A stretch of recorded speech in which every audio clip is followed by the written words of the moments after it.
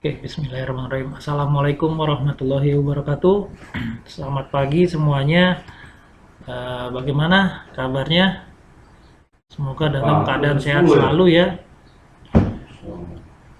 Oke, pada hari ini Bapak akan mempresentasikan ya materi minggu lalu yang sudah Bapak share, ya kan ya.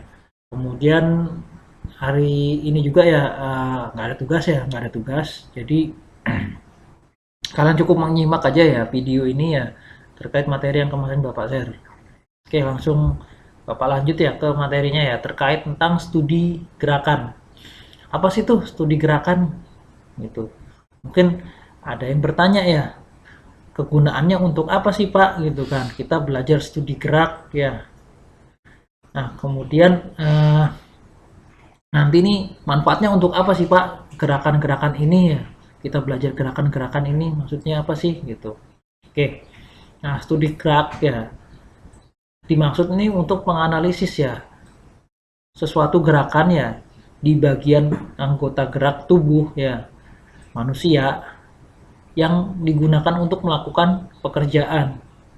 Oke, ya jadi untuk menganalisis gerakan-gerakan pada tubuh manusia ya untuk menyelesaikan suatu pekerjaan ya studi gerak. Nah, dijabarkan lagi ya gerakan-gerakan tadi ya gerakan anggota tubuh tadi ya yang digunakan untuk melakukan aktivitas kerja, tentunya gerakan-gerakan tersebut ada yang tidak efektif ya, atau apa namanya yang kurang efisien ya. Nah, makanya gerakan-gerakan tersebut itu bisa dihilangkan atau dikurangi ya, supaya apa? Aktivitasnya lebih efektif ya, lebih efisien. Jadi untuk menyelesaikan suatu pekerjaan ya waktunya tuh lebih singkat, lebih cepat ya. Karena apa? Gerakan-gerakannya sudah ditentukan ya. Seperti itu. Nah, harapannya nanti ya kalian dengan belajar studi gerak ini tahu nanti misalkan untuk menyelesaikan suatu pekerjaan ya, suatu pekerjaan di pabrik ya atau misalkan di kehidupan kalian ya misalkan nanti dunia nyata nih ya banyak aktivitas-aktivitas tuh yang kurang efektif ya kurang efisien juga ya dalam melakukan pekerjaan. Kenapa? Karena pergerakannya tuh tidak maksimal ya selalu ada gerakan-gerakan tambahan. Contohnya seperti apa sih Pak? Oke, kalian pernah servis kendaraan kalian ke bengkel ya, boleh itu bengkel kaki lima, boleh itu bengkel di dealer ya, resmi ya, bengkel resmi ya, baik itu Honda, Yamaha ya, itu atau dealer mobil ya, gitu.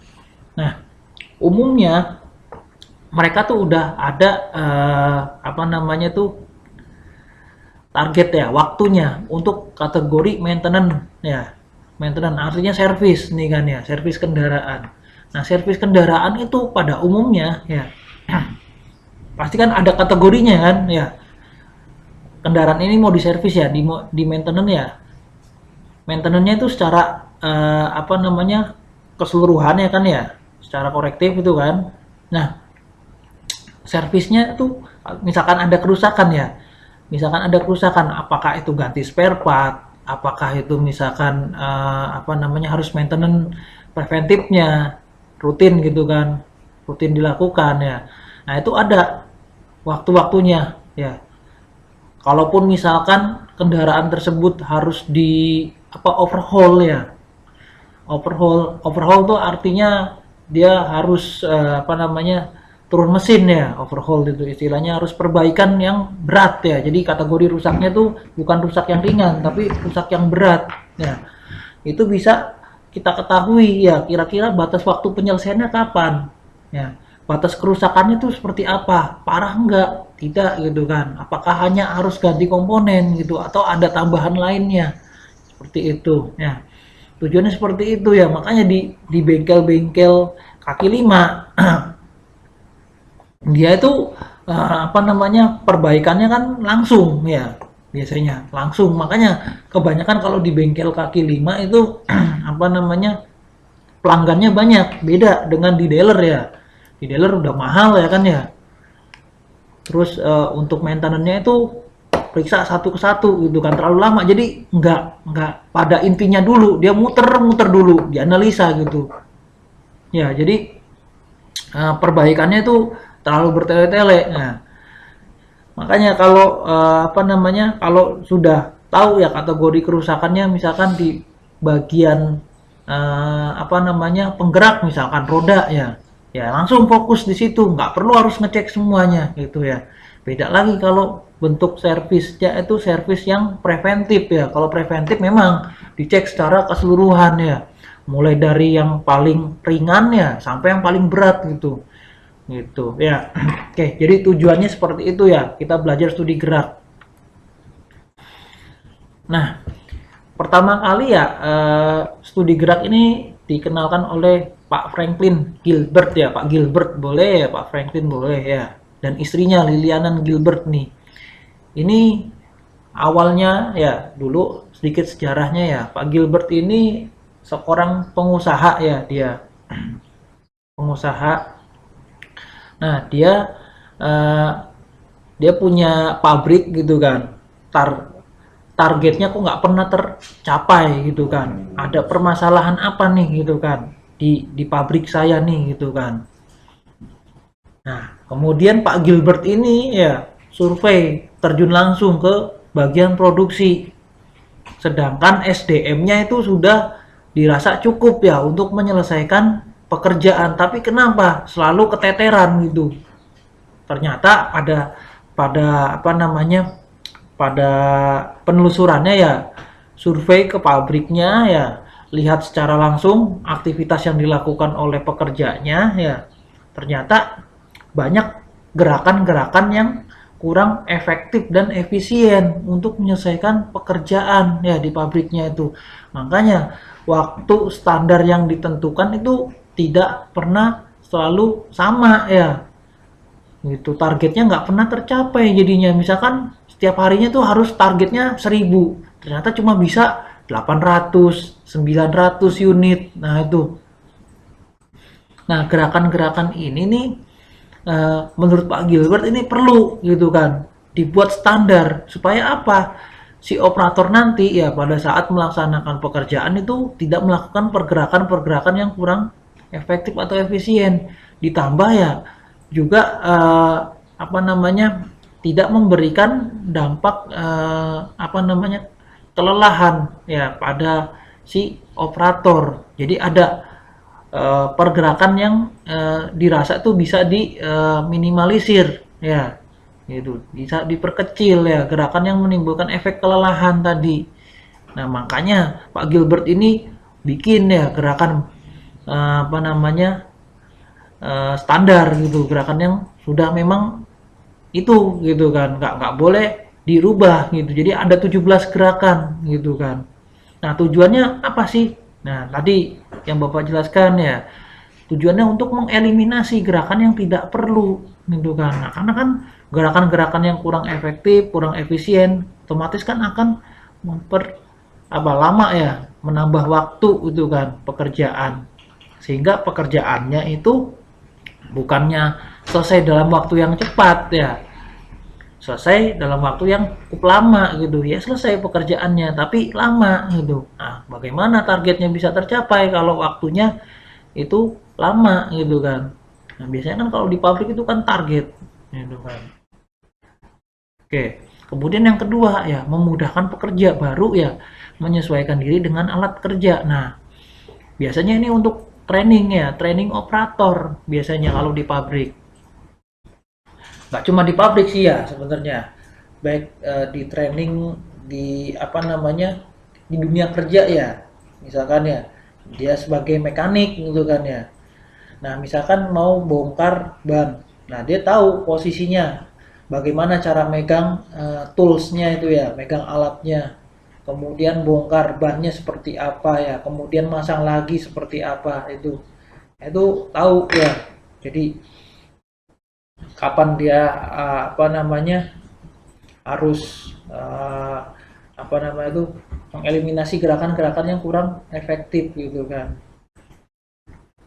Oke, yang pertama ya, gerakannya mencari ya atau search ya. Ini gerakan-gerakan ini digunakan ya untuk menemukan lokasi objek ya. Nah, ini mencari biasanya tuh banyak tumpukan-tumpukan barang ya, misalkan nanti kita ada prakteknya ya, nanti pada saat tatap muka ya, kita satu kali pertemuan langsung kita praktek nanti ya, satu kali pertemuan, setelah itu minggu depannya lagi pembelajar itu praktek lagi nanti gitu, seperti itu ya nanti. Oke, yang mencari, jadi misalkan banyak tumpukan benda nih kan ya, komponen untuk dirakit, misalkan produknya ada 2 macam ya, tapi dijadikan satu semua komponen-komponennya, otomatis kan mencari. Nah itu ya gerakan-gerakan yang apa namanya, gerakan-gerakan yang digunakan ya, mencari apa objek yang mau diambil ya, yang digunakan. Kemudian yang kedua ya, yang bekerja di sini ya untuk mencari apa? Anggota tangan dan apa? Penglihatan ya, mata ya kan ya. Anggota geraknya kan tangan, betul nggak? Nah, penglihatannya mata di sini, cuma tangan nggak sebutin ya. Kemudian gerakan ini dimulai ya saat mata mencari objek sampai ditemukan. Nah, berarti pengamatan terus ya. Mata itu fokus ya, berarti nggak lihat kemana-mana, lihat ke objek yang dicari, misalkan carinya baut, cari nyamur, cari obengnya itu ya. Nah, ini mencari ini merupakan gerakan yang tidak efektif. Kenapa? Karena tidak memberikan nilai tambah ya. Karena apa? Lama ya waktunya kan. Ada delay waktunya. Kalau misalkan merakit cari dulu. Nah, ini kan kurang efektif ini kan ya. Nah, mengulangi gerakan mencari ya. Artinya di sini ya sudah dijelaskan ya ciri objek yang akan diambil. Nah, kita harus kategorikan dulu, walaupun ini mencari ya, mencari itu sudah kita tentukan dulu ya, kategorinya apa nih objeknya. Yang pertama nih kan ya, kategorinya yang pertama ya, kita yang mau kita cari nih objeknya apa nih, objeknya ya, ciri objeknya apa. Kemudian nah, ini menghindari kegiatan aktivitas mencari ya, jadi kemudian tetapkan dulu tempatnya ya, itu tetapkan dulu. Nah, kemudian ya setelah tahu tempatnya ya, tahu objeknya, kemudian yang di sini ya, dapatkah dipakai ya tempat objek yang tembus pandang. Nah, ini kira-kira untuk mengurangi gerakan mencari ya, karena gerakan mencari ini merupakan gerakan yang tidak efektif gitu. Nah, misalkan kalau misalkan digunakan tempat objeknya ini tembus pandang enggak gitu, maksudnya bisa transparan enggak gitu loh bendanya ya. Itu yang ketiga ya. Kemudian yang keempat, nah tentunya perlu apa, kalau penglihatan itu perlu apa, perlu cahaya ya. Sini juga sudah terpenuhi enggak gitu kan kegiatannya ini kan. Kalau misalkan ya operatornya mencari barang ya kan ya, tentunya kan perlu penerangan yang cukup ya, pencahayaan ya. Nggak perlu cahaya ya nggak bisa nanti melakukan aktivitas mencari. Benda apa yang ini kan nggak tahu, misalkan cari warnanya merah, nggak ada cahaya, nggak ada apa, penyinaran ya, nggak ada penerangan, nggak bisa nanti pas dicek, oh warnanya kok hitam gitu. Itu ya, itu yang pertama ya, mencari ya. Nah, yang kedua memilih ya, select ya, memilih. Nah, ini merupakan gerakan menemukan suatu objek yang tercampur. Jadi sama, kalau tadi kan mencari dengan penglihatan ya, kalau ini memilih sama dengan penglihatan juga, tapi objeknya sudah tahu ya. Kalau yang tadi kan apa namanya, belum tahu kan ya, di dalam satu tempat yang sama ya. Nah, ini gerakan menemukan suatu objek yang tercampur, sama seperti yang tadi ya, mencari ya. Ini memilih ya, saya mau milih ini, saya milih ini gitu kan. Nah, kalau mencari tadi kan melihatnya kan menggunakan anggota mata saja ya, mencari itu kan, berarti kan lihat mana. Nah, kalau udah dapat baru diambil, bener nggak ya kalau tadi untuk yang search ya. Kalau yang kedua ya, Yang kedua ini memilih. Nah, kalau memilih udah pasti ya, dia sudah ngambil juga ya, dia juga ngelihat gitu kan. Bener nggak? Pakai anggota tangan dan anggota mata ya, penglihatan. Itu kan anggota geraknya tangan, anggota penglihatannya mata ya. Tuh. Kemudian yang ketiga ya, di sini dimulai saat mata dan tangan mulai memilih. Nah, berarti kan berbarengan ya kan ya? Berbarengan. Itu. Kemudian ya selanjutnya ya, gerakan ini nih sama ya, tidak efektif juga, perlu dihindarkan. Usahakan dalam melakukan pekerjaan hindari ya pekerjaan dalam waktu yang terlalu lama. Contohnya kayak memilih ya kan, mencari. Nah itu makanya kemarin kita sudah pernah ikut ya training itu kan secara daring. Makanya perlu adanya 5S ya dalam melakukan aktivitas kerja itu kan di situ ya. Untuk menghindari apa? Kegiatan yang seperti ini, mencari, memilih. Nah, ini kan otomatis akan berdampak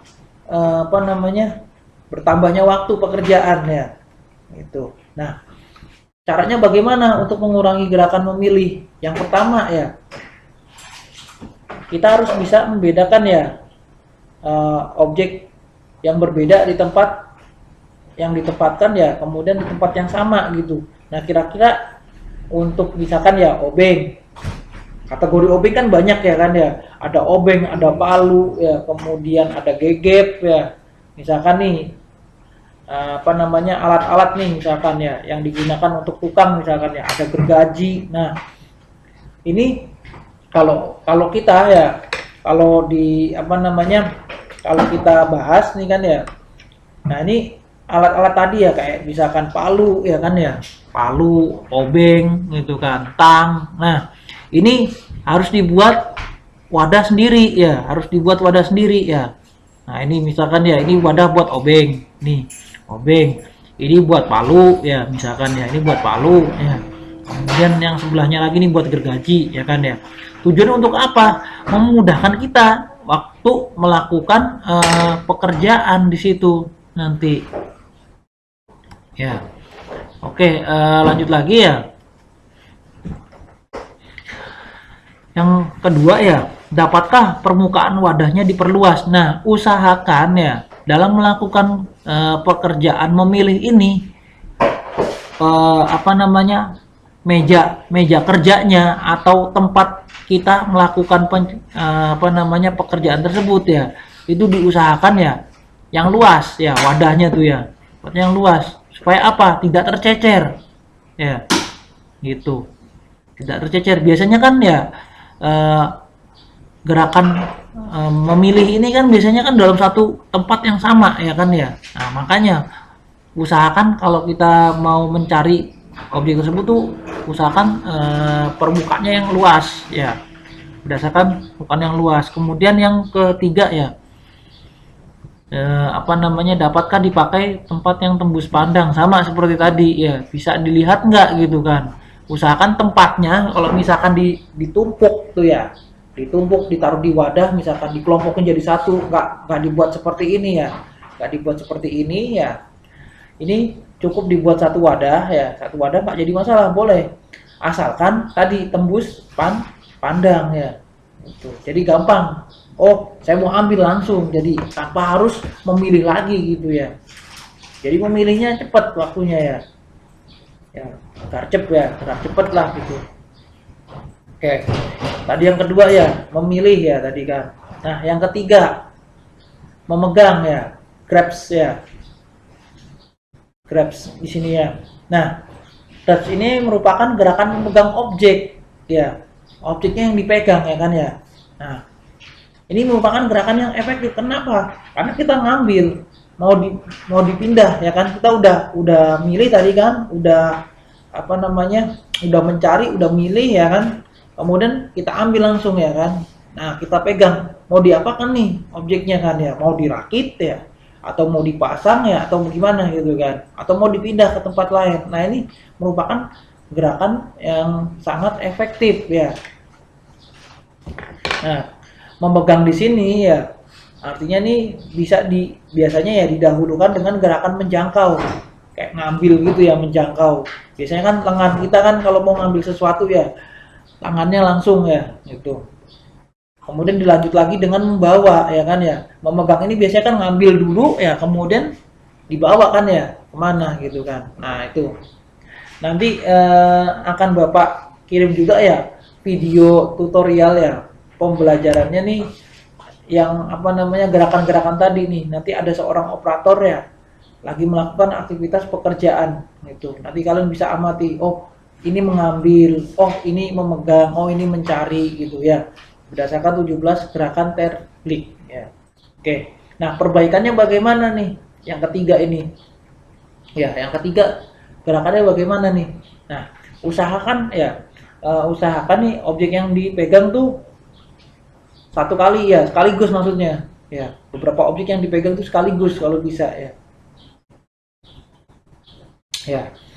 Umumnya nih kalau untuk kegiatan merakit kan nggak mungkin ya sekaligus, bener nggak? Satu-satu ya kan ya. Ya, makanya pergerakan antara tangan kanan sama tangan kiri ini sangat berkaitan ya. Nah ini gerakan 17 terblik ini ada hubungannya dengan pergerakan tangan kanan dan tangan kiri ya. Tuh. Oke, lanjut lagi ya. Kemudian dapatkah objek tersebut digelincirkan? Nah, ini juga apa namanya metode perbaikannya nih ya, apa namanya, bisa nggak objek tersebut tuh tanpa disentuh, jadi hanya disenggol aja gitu, disenggol ya, maksudnya digelincirkan kayak misalkan bentuknya berbentuk silinder misalkan ya, karena berat ya, kalau diangkat kan berat, mending digelincirin aja gitu. Nah, ini salah satu upaya ya. Metode perbaikannya nih seperti ini ya, dengan cara memegang ini nggak mesti harus diambil ya, menjangkau kemudian dibawa gitu, enggak ya, bisa ya dengan cara nih objek digelincirkan seperti ini ya.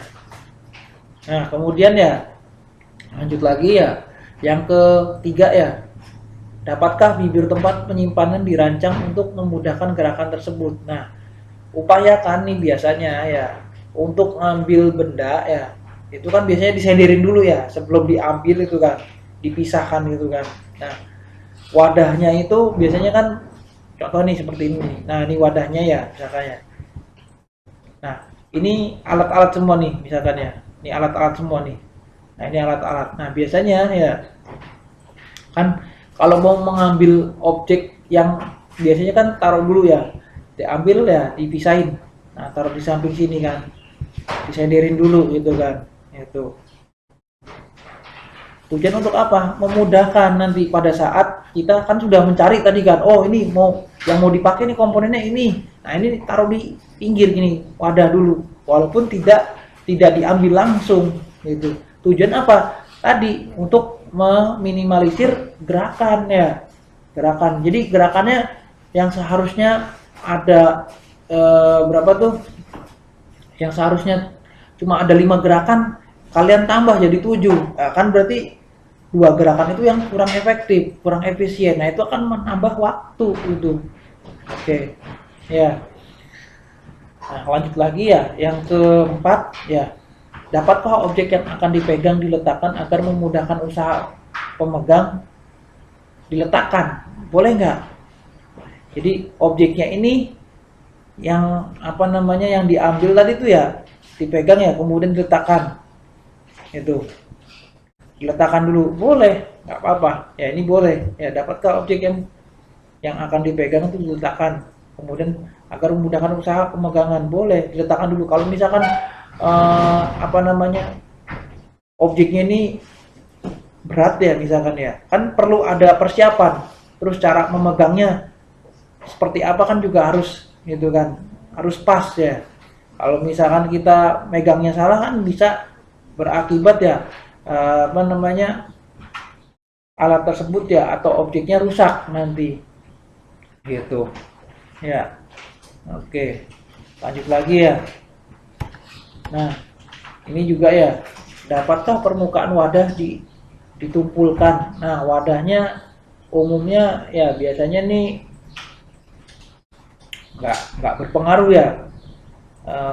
Cuman biasanya kalau wadah tempat alat ya itu memang biasanya nggak apa namanya nggak kasar ya, Jadi wadahnya tuh apa, tumpul biasanya tuh bagian tepinya.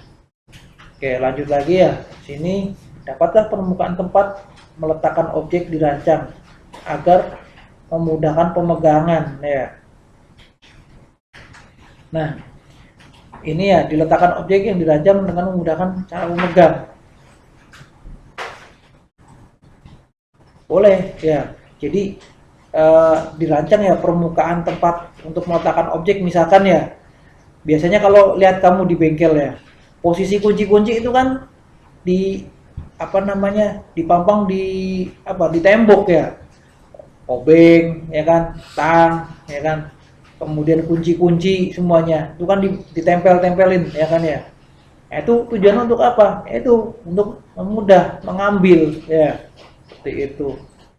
Ya, taruh di apa namanya? Taruh di dinding itu kan. Ada papannya misalnya gitu kan.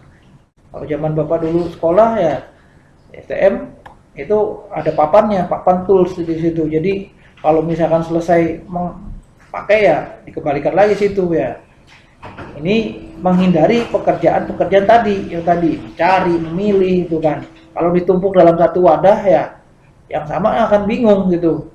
Ya. Tapi kalau sudah dijabarkan seperti ini ya dikelompokkan kan, ditempel-tempel gini kan, jadi tahu semuanya toolnya. Oh, tool ini saya tahu gitu kan. Oke, itu yang selanjutnya ya. Oke, dapatkah digunakan peralatan pembantu ya? Nah, boleh nggak? Boleh ya. Digunakan peralatan pembantunya. Misalkan ya, misalkan kita mau ngambil nih kan ya, mau ngambil objek gitu kan, mau ngambil objek. Nah, tapi apa namanya, alat tersebut itu dua komponen misalkan ya, jadi satu misalkan. Kayak misalkan kunci soket ya kan ya, kunci soket itu kan ada raketnya ya, kemudian ada soketnya juga ya. Nah, kunci soket ini, nah kita kalau ambil berarti kan kita harus letakkan dulu nih di mana nih gitu kan ya. Ada alat pembantunya misalkan ya. Apakah bentuk cantelan ya misalkan ya, digantung dulu gini kan. Itu. Nah, baru kita ambil lagi gitu kan. Nah, seperti itu boleh, nggak jadi masalah ya. Oke, kemudian yang keempat ya. Yang keempat itu menjangkau ya. Nah, menjangkau ini berarti apa? Mau ngambil ya, gerakan tangan itu berpindah dari tempat ya. Dari tempat tanpa beban mau ngambil sesuatu gitu kan. Jadi tangannya kosong ini, tangan kita ya. Tangannya kosong. Gerakannya itu mendekati suatu objek ya, yang jauh mau dijangkau. Nah, itu menjangkau ya. Nah, disimbolkan ya hurufnya RE ya, simbolnya ini. Tulisannya reach dalam bahasa Inggrisnya ya. Itu. Oke, kemudian ya lanjutnya lagi ya, menjangkau nih didahulukan gerakan melepas ya, diikuti dengan gerakan memegang. Jadi pertama kali itu kalau mau menjangkau sesuatu kita ngambil dulu ya kan ya, memegang kan ya, melepas gitu kan. Ambil ya kan, kemudian melepas gitu kan, menjangkau. Atau melepaskan suatu objek dulu baru kita ngambil ya, itu menjangkau. Ya, lanjut. Oke. Yang berikutnya ya, dimulai saat tangan berpindah dan diakhiri bila tangan mulai berhenti. Itu biasanya jangkau ya. Jadi tangan ini berpindah dulu ya, di mana berakhir, kemudian tangan mulai berhenti. Nah, berhenti itu pada saat mau mengambil. Nah, itu, tapi belum mengambil. Artinya ya, tangan ini misalkan ya selesai melakukan pekerjaan apa nih tadi kan, memasang misalkan ya. Habis memasang, kemudian mau ngambil lagi sesuatu. Nah, itu gerakan menjangkau. Ya, tapi belum ngambil, baru diarahkan aja tangannya. Tuh. Oke, lanjut lagi. Yang kelima. Ya, membawa atau move. Ya, simbolnya M ya, huruf M. Nah, gerakan berpindah tangan ini hanya tangan dalam keadaan dibebani saja ya. Artinya membawa. Ya kan ya, membawa. Jadi membawa dia tuh megang dia berarti kan. Nah, biasanya nih ya didahulukan gerakan megang, bener kan ya? Tadi gua bilang kan megang ya kan, dilanjutkan nanti ya membawa dia tuh dengan diarahkan ya. Diarahkan dilanjutkan dengan nanti melepas dia, diarahkan kemana, mau dipasang, mau ditaruh lagi atau gimana gitu ya. Yaitu membawa. Nah kemudian lanjut lagi ya, gerakan ini mulai dan berakhir pada saat sama ya dengan jangkauan. Jadi faktor-faktor jarak, pindah dan berat beban juga mempengaruhi nih. Makanya pada saat kalian membawa objek yang berat gitu misalkan ya, otomatis kan cara cengkramnya ya, cara memegangnya juga pasti berbeda gitu kan, cara membawanya berbeda gitu ya. Oke, lanjut lagi ya. Nah, perlu adanya koordinasi antara tangan dan mata. Nah, ini yang tadi gua bilang. Nah, objeknya nih apa gitu kan. Kalau misalkan benda tajam ya, otomatis kita cara megangnya kan sudah pasti berbeda ya kan ya. Misalkan memegang buah nih, misalkan ya, buah yang ada jarumnya apa? Durian ya. Nah, durian kan nggak bisa itu kan, kita megangnya satu tangan ya. Pasti kalaupun satu tangan harus tahu ya kan yang dipegang apa gitu kan, tangkainya ya, tangkai buahnya itu gitu kan.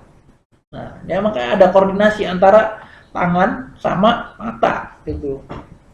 Oke, nah ini usaha ya untuk mengurangi gerakan menjangkau dan membawa. Ini karena apa? Jarak tempuh yang dikurangi. Nah ini kalau tadi bendanya ya kan ya, bendanya atau objeknya, barangnya itu yang dibawa, kalian tuh misalkan berat, ya kan, akan mempengaruhi juga nanti ya, gitu kan. Kemudian ya, yang kedua ya, apakah cara terbaik sudah dipakai? Nah, kalau misalkan tadi yang membawa ini ya membawa move ini ada cara tertentu misalkan ya, cara terbaiknya gimana gitu kan, itu. Oh misalkan ya pakai alat bantu misalkan ya, jadi masalah ya. Ini jarak perpindahan dan berat beban juga akan mempengaruhi nanti pada saat melakukan membawa gitu. Ya. Kemudian anggota badan yang digerakkan sudah tepat. Nah ini harus ada penyesuaian gerakan tangan. Ya, oke. Kemudian dapatkah waktu dikurangi dengan mengangkut sekaligus banyak? Nah, bisa nggak misalkan kalau bendanya, objeknya, barangnya ini beratnya nggak begitu berat ya, maksudnya ringan lah, ya, ringan. Bisa nggak diangkut sekaligus ya dengan satu kali ya membawa gitu loh, supaya tidak melakukan pekerjaan yang berulang-ulang dan terus menerus seperti itu. Nah, lanjut lagi ya.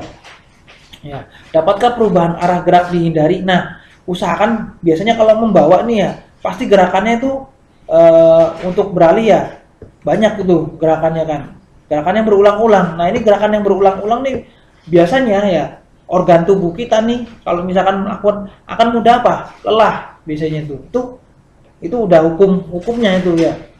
Kalau kalian coba melakukan pekerjaan yang apa namanya? Misalkan ya kegiatan mengangkat berulang-ulang, pasti nanti faktor pengaruhnya kelelahan gitu kan. Dan itu pun kalau misalkan yang mengangkut itu kan juga beresiko pada anggota gerak tubuh kita ya, itu bisa menyebabkan cedera ya kalau bendanya itu berat gitu ya.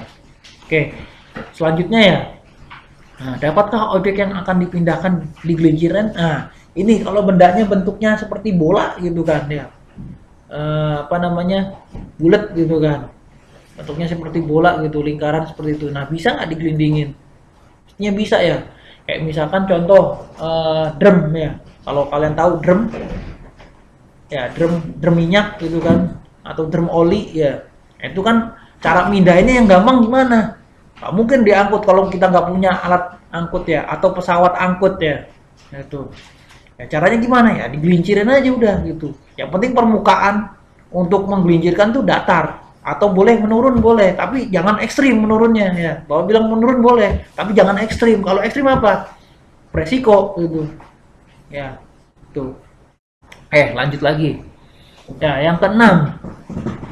Yang keenam ya. Memegang untuk memakai atau hold ya. Nah, simbolnya H ya. Memegang tanpa menggerakkan objek yang dipegang. Artinya apa? Memegang untuk memakai. Artinya nih, kita memegang objek nih ya, tapi buat ditaruh aja ya. Itu. Jadi bukan untuk apa namanya? Jadi hanya untuk dipakai aja, ditaruh aja gitu. Jadi bukan untuk dirakit. Gitu. Cuma dipasang udah taruh gitu doang. Nah itu, nah ini merupakan gerakan yang tidak efektif. Kenapa? Kok nggak sekaligus dipasang gitu kan ya? Kalau cuma naruh doang gitu kan, kan memindahkan misalkan ya antara baut sama mur, ya kan ya. Nah itu cuma ditempelin aja, jadi nggak dipasang gitu ya. Hanya memakai aja, ditaruh dah gitu. Kalau di sini, nah ini kurang efektif ya. Antara baut sama mur misalkan ya, kalau dipasang itu kan langsung ya kan harusnya kan. Nah, kenapa cuma ditaruh doang gitu kan, dipakai doang gitu kan, tanpa apa namanya, diputer mur ke bautnya gitu, seperti itu. Oke, ya. Nah ini sering dijumpai nih pekerjaan-pekerjaan tersebut nih di pekerjaan yang melakukan perakitan biasanya. Itu. Nah usaha perakitan ya, usaha perbaikannya nih yang pertama ya, dapatkah peralatan yang dilakukan oleh peralatan ya. Nah umumnya nih pemegangan ya, pemegangan barangnya ini ya dilakukan oleh peralatan. Bisa nggak? Bisa ya. Kalau misalkan ya itu dia langsung memindahkan misalkan ya, memindahkan objek gitu kan, barang ya untuk dirakit ya kan, taruh ngambilnya itu menggunakan peralatan boleh ya, tanpa harus menggunakan anggota tubuh. Karena apa? Tadi kan memakai ya kan ya, biasanya sekaligus itu kan. Nah, dapat diusahakan suatu penyangga tangan. Nah, di sini artinya apa? Diusahakan, dapatkah diusahakan suatu penyangga tangan ya? Nah, penyangga tangan di sini ya perlu ya. Untuk apa? Untuk mempertahankan ya posisi tangan ini supaya tidak berubah ya. Di samping itu ya, penyangga tangan ini untuk mengurangi apa? Kelelahan tangan. Karena apa? Kalau kalian nih, contohnya aja, posisi tangannya gitu ya, nggak gerak-gerak coba, pasti kan nanti akan terasa apa? Kaku gitu kan, pegel, ya kan ya. Nggak cuma kalian aja bosen gitu kan, tangan juga pasti ada kelelahan gitu kan. Pengennya gerak ke sana, gerak ke sini gitu kan. Itu udah alamiah ya. Dalam tubuh manusia seperti itu pasti nggak bisa tetap diem gitu kecuali pada saat tidur ya. Itu kayak yang ketujuh ya, melepas ya atau release atau RL nih simbolnya. Nah ini pekerjaan melepaskan objek yang dipegang, artinya tadi sudah diambil ya, dijangkau kemudian mengambil, nah ini dilepas ya gitu. Nah gerakan ini dimulai ya melepaskan tangan dari objek dan berakhir bila seluruh jari tidak menyentuh objek lagi nih. Artinya ya udah memindahkan, menaruh ya tadi kan ya. Kalau yang tadi kan ini kan memegang, habis memegang dipakai udah dilepas. Udah. Jadi nggak melakukan aktivitas apa-apa. Jadi cuma naruh aja udah selesai. Ya ini. Ini merupakan simbol gerakan ya, melepas ya, release. Nah, biasanya didahulukan gerakan menjangkau ya. Ya kan? Tadi Bapak bilang mengarahkan, kemudian biasanya diikuti dengan gerakan menjangkau nih. Itu. Oke. Usaha perbaikannya ya di sini ya, gerakan ini dilakukan bersamaan dengan membawa ya, tadi menjangkau, membawa ya kan, pasti kan, baru melepaskan habis itu. Nah, kemudian apakah tempat objek setelah dilepas dirancang dengan baik? Nah, artinya di sini. Nah, kita misalkan ya, ini aktivitas pekerjaan merakit nih misalkan ya, merakit. Nah, merakit ini tentunya kan perlu space ya kan, tempat itu kan untuk merakit alat itu kan. Nah, merakit atau merancang alat tersebut, usahakan objeknya ini nih tepat ya kan ya. Kita meletakkan komponennya itu pas ya. Supaya apa? Pada saat perakitan tadi tidak berdampak beresiko ya. Beresikonya apa? Kalau misalkan permukaannya tidak rata ya, miring gitu misalkan, berakibat misalkan geser nanti objeknya, itu bisa jatuh ya kan. Kalau misalkan diletakkan objek bendanya ya atau barangnya tuh di atas meja, permukaan mejanya tuh nggak rata, miring, nah itu otomatis kan nanti kan bendanya akan miring ya kan. Kalau misalkan bendanya itu kita letakkan gitu kan, bisa jatuh ya, gelincir, dan bendanya itu berat misalkan ya. Nah, Kemudian yang ketiga, ya, apakah setelah melepas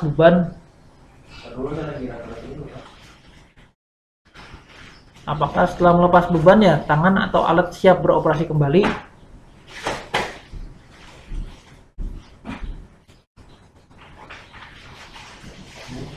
Nah, nyari apa? Nyari apa, guys? Kir sama kip ya? Nyari apa, guys? Hah? Oke. Apakah setelah melepas beban dan tangan alat siap mengoperasikan kembali gitu? Nah, artinya di sini ya setelah kita melepaskan beban, nah tangan atau alatnya siap dioperasikan itu. Ya. Lanjut lagi, apakah peralatan yang dipakai untuk melepas ya? Artinya peralatan yang kita pakai ini nanti selanjutnya bisa dilepas nggak gitu kan, kalau sudah terpasang gitu kan, atau sudah diletakkan bisa kita lepas nggak gitu. Nah, lanjut ya ke 8, mengarahkan. Nah, mengarahkan ini ya posisinya apa, position arti atau mengarahkan ya, disimbolkan huruf P di sini. Nah, gerakan mengarahkan suatu objek ini ya pada suatu lokasi tertentu ya. Itu. Jadi merupakan ya gerak anggota tubuh ya untuk memindahkan suatu barang yang kita pegang nih tadi. Mau digeser, mau diputar nih ya. Gerakan mengangkut ya diikuti dengan gerakan merakit. Nah, biasanya sekaligus untuk memasang, memposisikan. Jadi sudah ngambil ya kan, kemudian dipindah, dibawa, nah kemudian diarahkan ke posisi tersebut. Nah, itu baru dipasang. Nah, dimulai sejak tangan mengendalikan objek ya, memutar, menggeser dan berakhir saat gerakan merakit atau memakai dimulai ya, itu. Oke. Nah, usaha perbaikannya ya pengarahan yang diperlukan. Artinya apa? Pergerakannya, jarak berarti ya antara benda ya yang mau dirakit ya kan dengan komponen yang diambil itu harus disesuaikan jaraknya. Harus disesuaikan dengan jangkauan tangan si operator. Gitu misalkan ya. Nah, kemudian yang selanjutnya, apakah objek yang akan dipegang ya telah diletakkan agar memudahkan pengarahan? Nah, ini tadi yang baru saja Bapak bilang ya. Jadi objeknya itu diletakkan ya agar mempermudah tadi gerakan tangan si operator, jangkauannya itu ya. Itu. Kemudian ya dapatkah dipakai peralatan sebagai penuntun objek yang akan ditempatkan? Misalkan ya itu ada alat bantu ya untuk memudahkan si operator ini melakukan pekerjaan tadi ya, mengarahkan tadi tuh tadi. Jadi memposisikan. Misalkan ada job sheet ya, perlu ada ya tempat di situ. Itu salah satu alat ya yang digunakan ya sebagai bantuan untuk mengarahkan ya. Nah, yang kesembilan ya, mengarahkan sementara atau preposition, PP ya simbolnya. Nah, di sini merupakan elemen gerakan yang mengarahkan pada suatu tempat tertentu. Artinya hanya mengarahkan saja tanpa melakukan aktivitas apapun ya tangan atau anggota tangan ini. Itu. Jadi hanya mengarahkan aja. Nah, tujuannya pertama ya untuk memudahkan memegang bila objek yang dipakai itu digunakan lagi. Jadi hanya sementara, misalkan ya ambil kunci ya selesai letakin lagi gitu kan. Hanya sementara aja. Nah, tapi tidak dikembalikan ke tempat awalnya gitu kan. Nah, ini mengarahkan sementara gitu kan. Misalkan ya merakit ya menggunakan kunci misalkan ya. Nah, kunci tersebut masih dipakai lagi ya untuk merakit benda gitu kan. Benda lagi. Nah, itu diletakkan di tempat yang berdekatan gitu loh, diarahkan sementara saja gitu. Karena apa?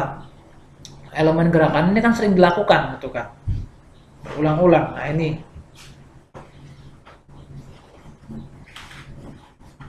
nah biasanya nih kan gerakan-gerakan ini nih sering terjadi bersamaan dengan mengangkut dan melepas itu. Oke, itu yang ke-9 ya.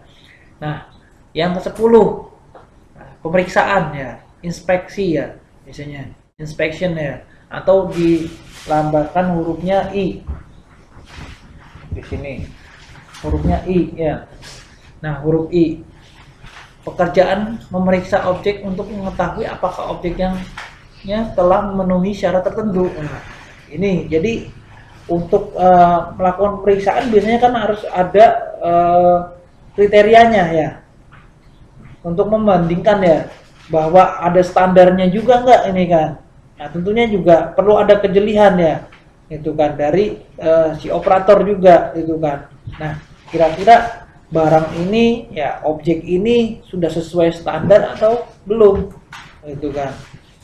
Nah, biasanya kan ini kan pekerjaan yang apa, tidak efektif ya, tidak efisien, tapi sangat diperlukan ini kan, karena tidak memberikan nilai tambah gitu kan, tapi perlu gitu, pasti diperlukan ini gitu kan. Kurang efektif ya, gerakan yang tidak efektif ya, tapi ini diperlukan gitu. Nah, makanya biasanya kalau di pabrik ya, itu sudah ada kriteria yang perlu diinspeksi itu, apakah dari segi bentuknya gitu kan, dari warnanya ya kan ya, apa dari bobotnya gitu kan. Nah, itu ada, apa dari dimensinya gitu kan, seperti itu. Nah, kemudian yang ke-11 ya, merakit ya, atau perakitan, assembly, disimbolkan huruf A ya. Nah, ini gerakan memasang, biasanya menggabungkan suatu objek yang sudah dipegang tadi kan, sudah dibawa, mengarahkan, kemudian dilanjutkan dengan melepaskan ini. Nah, ini pergerakan ya yang dilakukan untuk perakit ya, berbeda sendiri. Tadi kan sudah membawa, menjangkau, melepaskan. Nah, ini baru perakit di situ. Oke, lanjut lagi ya. Yang ke-12 ya, lepas rakit. Nah, disassembly artinya nih kebalikan dari assembly. Artinya apa? Membongkar berarti. Misalkan, nah ini merupakan gerakan yang tidak efektif juga ini nih. Ya, kenapa gerakan tidak efektif? Nah, pergerakan mengulang, misalkan ada salah rakit misalkan ya. Oh, harusnya baut yang besar dulu dipasang, ternyata baut yang kecil dulu. Nah, ini otomatis kan melakukan gerakan ya, apa namanya, melepas kemudian merakit lagi. Nah, ini 2 kali pekerjaan itu kan. Kecuali kalau misalkan gerakan apa namanya, pekerjaannya di situ memang untuk melepas misalkan ya, untuk dirakit lagi, ada ya. Jadi apa namanya, melepas ya, kemudian dirakit lagi, ada ya pekerjaan seperti itu. Nah, kemudian lanjut lagi ya, yang ke-13 ya, memakai atau use ya di sini. Nah, apa namanya, biasanya nih pergerakan yang dilakukan ini menggunakan kedua tangan misalkan, bisa satu tangan, bisa kedua-duanya nih ya, untuk memakai alat. Misalkan satu memegang ya, satunya masang gitu kan, atau dua-duanya sekaligus masang gitu kan, bisa gitu. Umumnya kan biasanya operator ini ya punya skill, punya keterampilan. Jadi apa namanya, umumnya misalkan ya, kalau orang normal biasa kan kita ya yang aktif tuh tangan kanan ya, tapi ada operator tuh yang pergerakan yang maksimalnya tuh tangan kiri. Jadi antara keseimbangan tangan kanan sama tangan kiri, lebih unggul tangan kirinya gitu ya. Bapak dulu pernah apa namanya, pernah nemu itu ya, waktu kerja di pabrik ya, ada operator yang dia kidal gitu loh, kidal. Jadi mengoperasikan mesin itu pakai tangan kiri, dia nggak pakai apa, dua tangan, jadi hanya satu tangan aja gitu. Hebat Bapak bilang gitu. Tangan kanannya cuman bantu untuk apa namanya, megang aja, megang megang megang handle itu. Tapi yang ngitung ya menggunakan tangan kiri, dia ngitung, megang sigmatnya gitu kan. Kemudian megang alat ukurnya, sampai megang toolsnya ya, tombol-tombolnya itu menggunakan tangan kiri gitu kan. Wah, hebat gitu kan. Oke, nah itu juga nanti akan mempengaruhi waktu pekerjaan nih nanti nih. Nah, biasanya berdasarkan ya keterampilan itu kan. lama waktu dan jenis pekerjaan serta keterampilan ini. Nah, ini masing-masing operator pasti beda ya. Cara pengaplikasiannya nanti, cara mengoperasikannya seperti apa itu pasti berbeda gitu kan. Makanya perlu adanya standar yang dipakai untuk melakukan gerakan tadi supaya gerakannya efektif, efisien, sehingga waktu yang digunakan itu lebih singkat ya, gitu. Bukan semakin lama ya.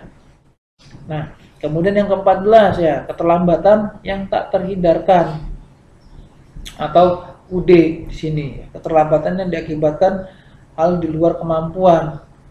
Ya, sering disebut dengan gangguan, misalkan ya mati listrik, ini kan ya. Kemudian alat rusak ya. Itu. Nah, ini gerakan-gerakan yang yang timbul gitu. Ya, berdasarkan tadi jadi kurang adanya perubahan ya dan perbaikan proses nih misalkan ya. Jadi perlu ya, walaupun misalkan nih ya di pabrik nih kan udah optimal, misalkan targetnya tercapai 1000, tapi pabrik tuh pengen naikin lagi targetnya misalkan ya. Yang tadinya 1000 naikin jadi 1200 gitu kan. Dengan SDM yang terbatas gitu loh. Dia nggak mau dia ngambil rekrutmen lagi karyawan baru gitu kan, operator baru. Nah, gimana caranya? Strateginya di training lagi gitu. Dan itu ya training itu nggak hanya sekali 2 kali tapi rutin. Apakah nanti tiap bulannya ya, apa di tiap minggu ya, seperti itu ditelusuri gitu kan. Supaya kemampuan operator ya untuk mengoperasikan atau mengaplikasikan pekerjaannya tuh dengan cepat ya gitu. Kemudian ya faktor lain ada keterlambatan yang dapat dihindari, bisa avoidable delay ya. Delay. Nah, delay ini di sini misalkan ya yang diakibatkan misalkan ya ada kerusakan ya, misalkan pada komponen produknya ya. Ini kan otomatis kan yang menjadi hambat gitu kan. Itu ya, keterlambatan. Nah, ini pergerakan tangan juga otomatis juga sangat mempengaruhi ya. Nah, jadi perbaikan pekerjaannya bukan dari proses operasinya ya. Itu. Ini biasanya dihindari nih keterlambatan seperti ini nih ya. Jadi perbaikannya pada pekerja ya, bukan pada prosesnya. Ini mungkin ya skill orangnya tuh di bawah rata-rata gitu loh. Jadi dia masih baru lah, masih di training gitu kan. Nah, ini nggak boleh langsung diturunkan ke lantai produksi untuk langsung produksi gitu, megang, nggak boleh. Jadi harus ada pendampingnya, ada instrukturnya gitu, yang yang berpengalaman di situ. Jadi selalu ngontrol gitu kan pekerjaannya. Nah, kemudian yang ke-16 ya, merencanakan, plan. Ini merupakan proses ya, berpikir nih ya. Seorang operator juga perlu ya, tidak hanya dia melakukan pekerjaan ngikutin perintah atasan, ayo laksanakan, nggak seperti itu ya. Bahkan ya sedikit ya cerita nih Bapak ya. Bahkan di lantai produksi ya ada hal-hal yang sudah diperhitungkan ya, sudah direncanakan, tapi ada planning lain gitu loh yang tidak sesuai dengan perencanaan gitu. Ya, apakah itu misalkan ya kecelakaan misalkan ya. Nah, ini kan di luar ya, luar kejadian misalkan ya, atau misalkan kerusakan dari spare part atau komponen yang diproduksi ya, itu kan ya, itu padahal sudah direncanakan, bener nggak? Itu SSD-nya di Bapak.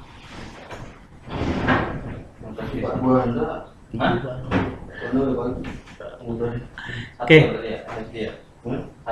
Oke, yang selanjutnya ya, yang 17 yang terakhir ya, istirahat untuk menghilangkan fatigue ya atau kelelahan ya. Rest to overcome fatigue ya. Artinya di sini ya tubuh ya, ya setiap manusia pasti butuh apa? Butuh istirahat, bener nggak? Nah, tapi istirahat di sini tuh bukan istirahat buat ngopi ya, bukan buat duduk-duduk, bukan. Artinya tuh untuk mengurangi kelelahan ya. Kelelahan pada saat aktivitas pekerjaan boleh ya. Ya, pergerakan tangan nih misalkan pegel ya kan ya. Nah, ini diistirahatkan, bukan kitanya istirahat ngopi duduk gitu bukan ya. Artinya di sini ada aktivitas yang boleh ya dilakukan ini kan. Untuk menghindari apa tadi? Resiko terjadinya kecelakaan kerja ya atau kerusakan pada produk ya kan ya akibat human error ya kan ya. Karena saking lelahnya, capek, error jadinya manusianya. Berdampak pada kecelakaan kerja ya, kemudian bisa rusaknya fasilitas kerja atau produk hasil produksi yang rusak gitu kan. Nah ini juga sangat berdampak nih ya. Jadi yang 17 ini juga nih, jadi tidak terjadi suatu siklus tetapi terjadi secara periodik. Nah ini periodik berarti apa? Secara berturut ya, turut-turut ya. Nah ini pasti yang kita kan manusia bukan robot ya, pas lu istirahat ya, bapak aja perlu istirahat, bener nggak gitu kan, apalagi kalian gitu kan ya.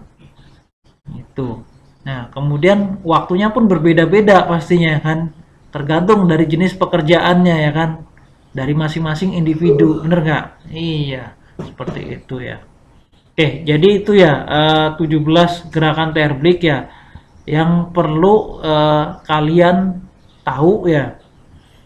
Oke, pertemuannya cukup sekian ya. Bila taufiq walhidayah, wassalamualaikum warahmatullahi wabarakatuh. Oke.